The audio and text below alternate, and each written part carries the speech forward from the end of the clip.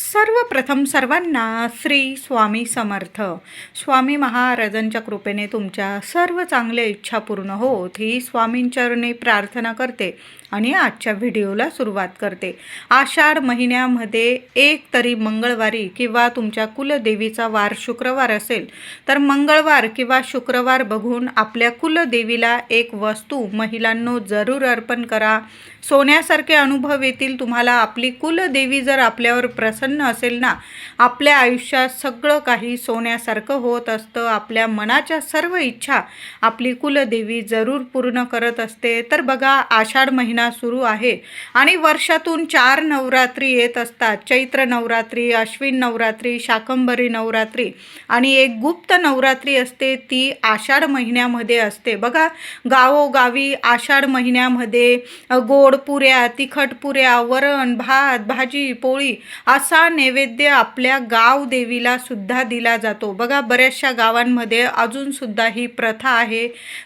गावागावांमध्ये शीतला देवी मातेचं मंदिर असेल किंवा साती आसरांचं मंदिर असेल किंवा आपल्या गाव देवीचं मंदिर असेल तर तिथं पारंपरिक नैवेद्य दिला जातो. आपलं घरदार लेकरं बाळांसह महिला दादा तिथं दर्शनाला जातात, नारळ वाढवत असतात, तिथं जाऊन नैवेद्य दाखवतात देवी आईला. नाहीच काही जमलं, साधा दही भाताचा पुऱ्या वगैरे तळून घेतात, त्यावर थोडा थोडा दही भात ठेवतात आणि तो नैवेद्य आपल्या गाव देवीला, शीतला देवीला, साती आसरांना दाखवत असतात. आषाढ महिन्यात ही केलेली सेवा जन्मभर पुरत असते, आपल्याला भरभरून सुख समृद्धी देते आणि आपल्या लेकरा बाळांना एक रक्षण कवच प्राप्त करून देत असते.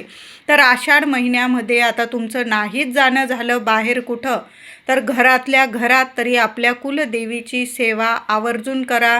आणि तुम्हाला जर जाणं होत असेल तुमचं तुमच्या गावदेवीच्या मंदिरात जवळ असेल तर तिथं जाऊन साधा दही भाताचा जरी नैवेद्य अर्पण करून आला ना महिलांनो, तरी पण बघा आपल्या गाव देवीचं एक रक्षण कवच आपल्याला प्राप्त होत असतं आणि कुठलंच संकट ती आपल्यावर फिरकू देत नाही, येऊ देत नाही. वरच्या वर सगळी संकटं दूर करत असते आणि आपल्याला सुख समृद्धी, यश, प्रगती मिळवून देत असते. मुलाबाळांना भरभरून प्रगती मिळते. तर तुमच्या गावात जर परंपरा असेल की आषाढ महिन्यामध्ये नैवेद्य पाणी दिला जातो, देवी आईला दर्शन केलं जातं, नारळ वाढवलं जातं, तिची ओटी भरली जाते, तर आवर्जून सहकुटुंब सहपरिवार जाऊन देवी आईचं दर्शन घ्या. बघा, हे पावसाळ्याचे दिवस असतात, आपण एक दिवस सुट्टीच्या दिवशी वगैरे किंवा मंगळवार शुक्रवार आपल्या गावदेवीच्या मंदिरात जातो लेकरा बाळांना घेऊन, त्यांची सहलसुद्धा होते. बघा, लहानपणीच्या आठवणी असतीलच आपल्याला सर्वांनाच. सारखं वातावरण निर्माण होतं, आपण आनंदाने तिथं जातो, देवी आईचं दर्शन घेतो, तिचा मानपान करतो, तिला नैवेद्य दाखवतो. वेगवेगळ्या दशम्या किंवा वेगवेगळ्या पुऱ्या, गोड पुऱ्या, तिखट पुऱ्या, गोड दशम्या, तिखट दशम्या असा नैवेद्य देवी आईला दाखवला जातो. नारळाचा प्रसाद अर्पण केला जातो, तिची ओटी भरली जाते खणा नारळाची, तिचा मानपान केला जातो आणि मग आपण तिथं बसून देवी आईसमोर तिथं जेवण करत असतो. सुंदर दिवस असतो. म्हणून अशी जर परंपरा तुमच्या गावात असेल तर ही परंपरा अगदी छान अशी आपल्याला करायची आहे. असा नैवेद्य देवी आईला जरूर अर्पण करा. तर आषाढ महिन्यातील 4 मंगळवार आलेले आहे, 4 शुक्रवार आलेले आहे. तर कुठल्याही मंगळवारी शुक्रवारी तसं तर आपण महिला घरातली कुलस्त्री नेहमीच आपल्या कुलदेवीची, आपल्या माय माऊलीची सेवा रोजच करत असते. देवी आईची अभिषेक घालून, टाक असेल, मूर्ती असेल, छान अशी अभिषेक घालून सेवा करतच असते. फोटो असेल पुसून, हार फुलं अर्पण करत असते. हळदी कुंकू अक्षता वाहून तिची सेवा करत असते. रोज साखर, गूळ, दूध, साखर किंवा जे जेवण बनवलेलं असेल त्याचा नैवेद्य दाखवते आपल्या देवांना. तर आपण रोजच सेवा करतो. पण हे 4 नवरात्री असतात ना वर्षातल्या, त्या खूप महत्त्वाच्या असतात आणि ती आषाढ महिन्यातील गुप्त नवरात्री असते. आपण या नवरात्रीत घटस्थापना वगैरे केली जात नाही, पण देवी आईची साध्या भोळ्या मनाने आपण सेवा तर करू शकतो. घरातल्या घरात जरी केली ना चालेल. कुठलाही मंगळवारी किंवा शुक्रवारी तुम्ही ही सेवा करू करू शकता.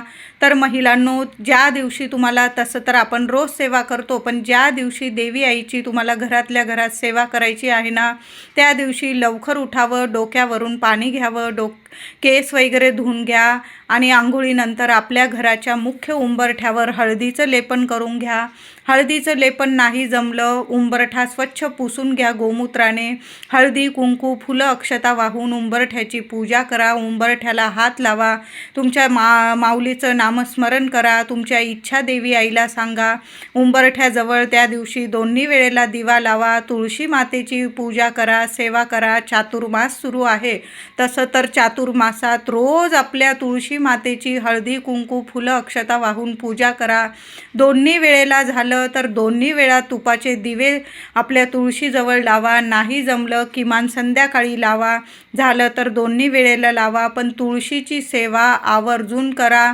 चातुर्मास सुरू आहे. तुळशीची जेवढी सेवा कराल ना, तेवढं भरभरून आपल्या भगवान श्री हरी विष्णूंची कृपा, माता लक्ष्मीची कृपा आपल्याला प्राप्त होणार आहे आणि घरात सगळं काही मंगल शुभ गोष्टी घडून येणार आहे बघा.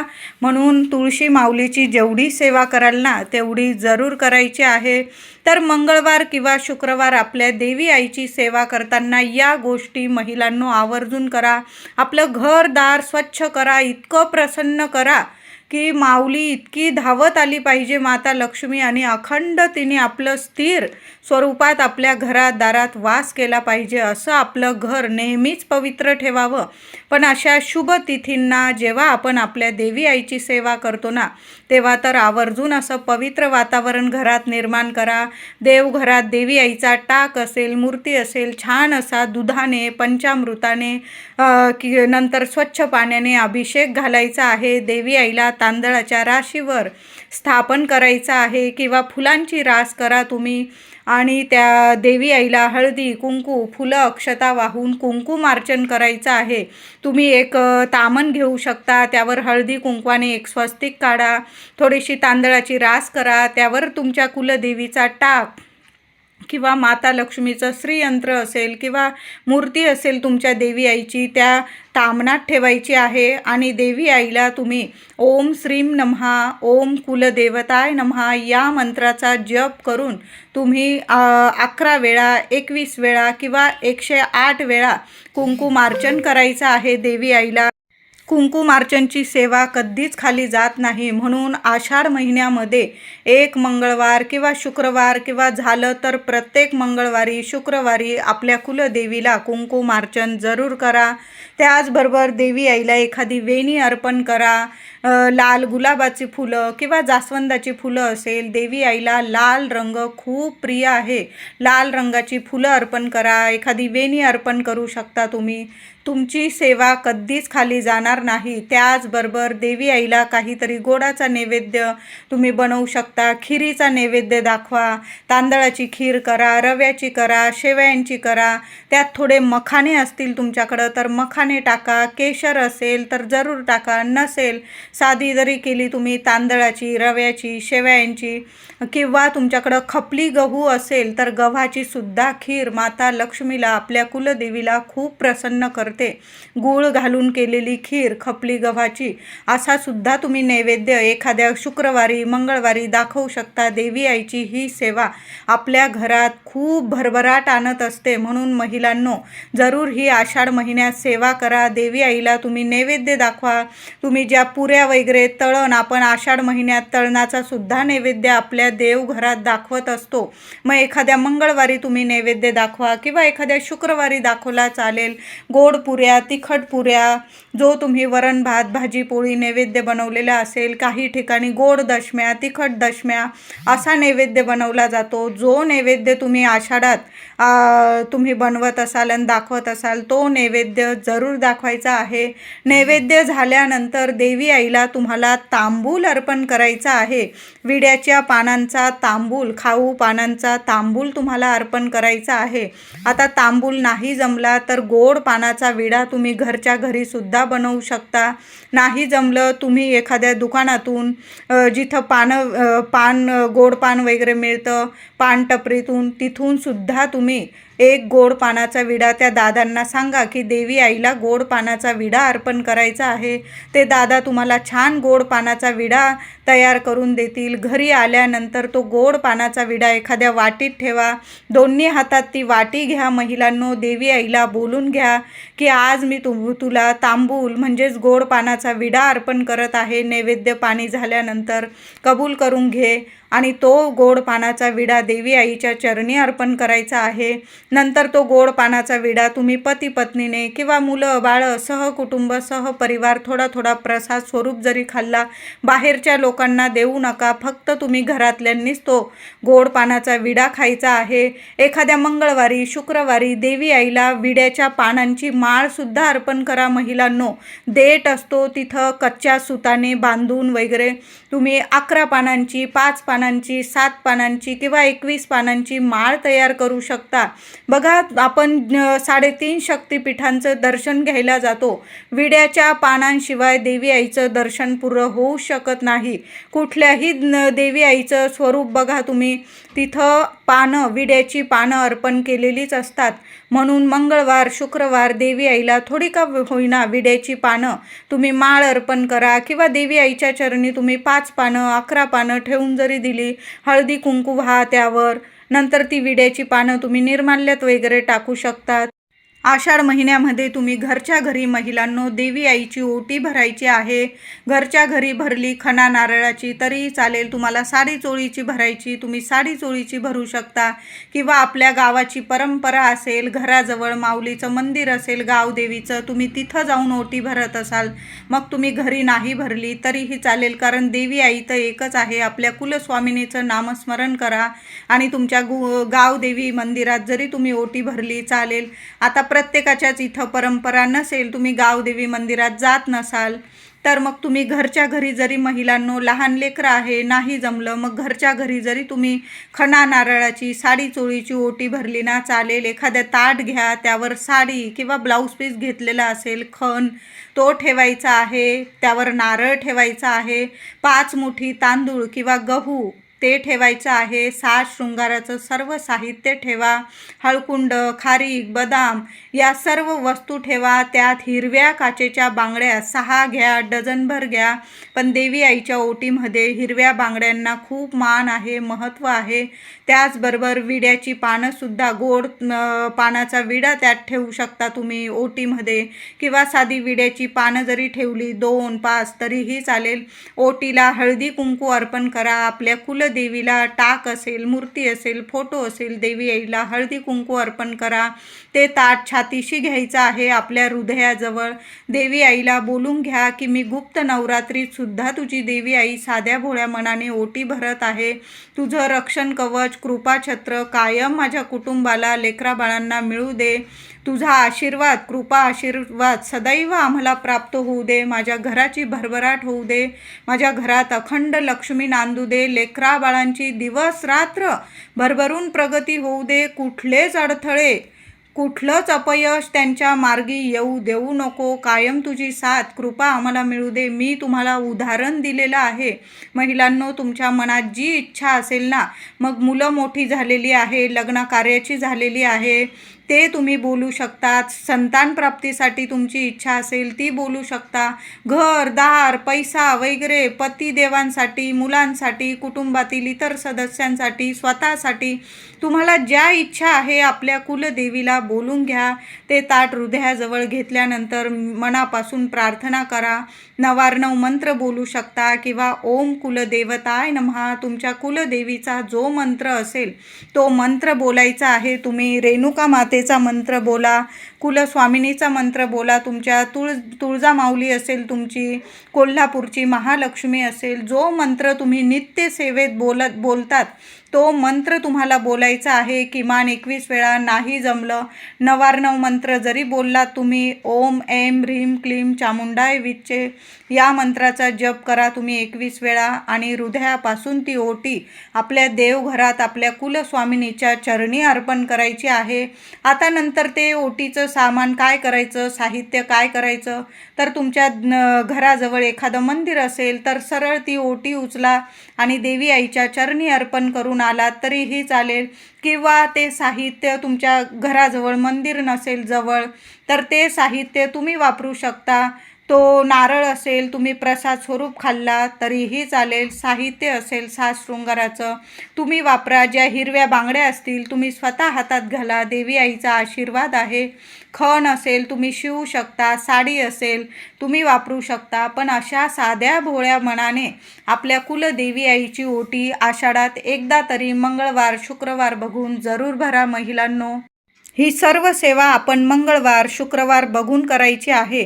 पण जेव्हा पौर्णिमा येईल ना, आषाढातील पौर्णिमा म्हणजेच गुरुपौर्णिमा, या दिवशीसुद्धा महिलांनो या सर्व सेवा तुम्ही आपल्या देवघरात किंवा आपल्या गावात देवी आईचं मंदिर असेल तिथं जाऊनसुद्धा करू शकता. पौर्णिमा खूप प्रभावी तिथी ठरते. आपल्या कुलदेवीची सेवा आईपर्यंत पोहोचवायची असेल ना तर खूप शुभ तिथी आहे. अमावस्या असेल, पौर्णिमा असेल, मंगळवार शुक्रवार आपली कुलदेवी जागृत स्वरूपात आपल्याला अखंड आशीर्वाद देऊन जाते आणि आपली सर्व सेवा अगदी मनोभावे केलेली सेवा आई जरूर कबूल करते आणि आपल्या सर्व इच्छा जरूर पूर्ण करत असते. घरात अखंड लक्ष्मी आपल्या नांदत असते.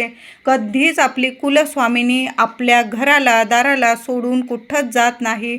अखंड वास्तव्य, अखंड तिचं कृपाछत्र आपल्याला प्राप्त होतं आणि या अशा घरात कधीच कशाला कमी पडू देत नाही. अशा घरात लेकराबाळांची भरभरून प्रगती होते आणि आपल्याला सुद्धा प्रगतीचे मार्ग मिळत राहतात. आषाढ महिना हा धनधान्याचा महिना म्हणून सुद्धा ओळखला जातो. महिलांनो, तुमच्या देवघरात जर अन्नपूर्णा मातेची मूर्ती असेल, आपण आपल्या कुलदेवीची तर सेवा करणारच आहोत, माता लक्ष्मीची सेवा करणार आहोत. त्याचबरोबर देवघरात अन्नपूर्णा मातेची मूर्ती असेल तर छान असं मंगळवार किंवा शुक्रवार देवी आईला जशी आपण कुलदेवीची सेवा करू ना तशाच पद्धतीने देवी आईच्या मूर्तीवर छान असा अभिषेक करून घ्या. आधीचे तांदूळ असेल ते तुम्ही तुमच्या डब्यात टाका किंवा त्याची खीर बनवली देव्हाऱ्यात नैवेद्य दाखवला तरीही चालेल. थोडेसे तांदूळ पक्ष्यांना घालू शकता तुम्ही. त्याचबरोबर देवी आईला छान असा अभिषेक घाला. दुधाने पंचामृताने मूर्ती स्वच्छ पुसून घ्यायची आहे. ज्या भांड्यात वाटीत तुम्ही मूर्ती ठेवतात तांदूळावर त्यात ठेवायची आहे. देवी आईला खांद्यापर्यंत ओम अन्नपूर्णाय नमः, ओम अन्नपूर्णाय नमः या मंत्राचा जप करत करत देवी आईला धान्य अर्चन करायचं आहे. त्यानंतर देवी आईला कुंकुमार्चन करा. देवी आईला हळदी, कुंकू, फुलं, अक्षता वाहून, थोडी पिवळी फुलं असतील, लाल फुलं असतील, देवी आईला जरूर अर्पण करा आणि छान देवी आईची देवघरात ज्या ठिकाणी तुम्ही स्थापना करतात त्या ठिकाणी स्थापना करायची आहे. नंतर तुम्ही ते तांदूळ पक्ष्यांना घालू शकता. तुमच्या मुख्य डब्यात तर आवर्जून थोडेसे टाका आणि एखाद्या शुक्रवारी मंगळवारी त्या तांदळाची तुम्ही खीर बनवली, देवघरात नैवेद्य दाखवला. एखादी कन्यारत्न असेल तुमच्या घरातलीच किंवा शेजारची वगैरे तुमच्याकडे येत असेल तर तिला प्रसाद स्वरूप थोडीशी वाटीभर खीर खायला द्या. खूप सुंदर अनुभव येतील. देवघरातल्या या गोष्टी केल्यामुळे आषाढ महिन्यात या गोष्टी करतो ना आपण तर घरात धन धान्य ऐश्वर कधीच पैसा कमी पडत नाही. आपल्या कुलदेवीची म्हणजे माता लक्ष्मीची तर आपल्यावर कृपा राहते, पण ज्या घरावर माता अन्नपूर्णेची कृपा राहते ना त्या घरात तर कधीच कशाला धनधान्याला, आरोग्याला, पैशाला कशालाच कमी पडत नाही. म्हणून अन्नपूर्णा मातेची सुद्धा छान सेवा करा. देवी आईला एखादी वेणी अर्पण करा, लाल पिवळी फुलं अर्पण करा, धान्य अर्पण करा. काही ठिकाणी तर सप्तधान्य 5 धान्य एकत्र करून देवी आईला धान्य अर्चन केलं जातं. तुम्ही फक्त तांदूळ जरी अर्पण केले पण तांदूळ घेताना अख्खे तांदूळ घ्यायचे आहे. तुकडा वगैरे तांदूळ अजिबात घेत जाऊ नका. आपण जेव्हा देवांची सेवा करतो महिलांनो, माता अन्नपूर्णेची सेवा करतो, कुठलीही सेवा करताना आपण धान्य घेताना अख्खं घ्यायचं आहे. तुटलेलं वगैरे घेऊ नका, नाहीतर मग कुठलीही सेवा केली तर ती अपूर्ण राहते, तुटलेली राहते. म्हणून सेवा करताना अखंड सेवेचं फळ जर आपल्याला मिळवून घ्यायचं असेल तर अखंड गोष्टी वापरायच्या आहे. तांदूळ किंवा ज्या पण वस्तू तुम्ही घ्याल ना चांगल्या बघून घ्यायच्या आहे, तुटलेल्या वगैरे घेऊ नका. म्हणून आषाढ महिना संपण्याच्या आत आपल्या देवघरातील अन्नपूर्णा मातेच्या मूर्तीवर धान्य अर्चन करा, कुंकुमार्चन करा.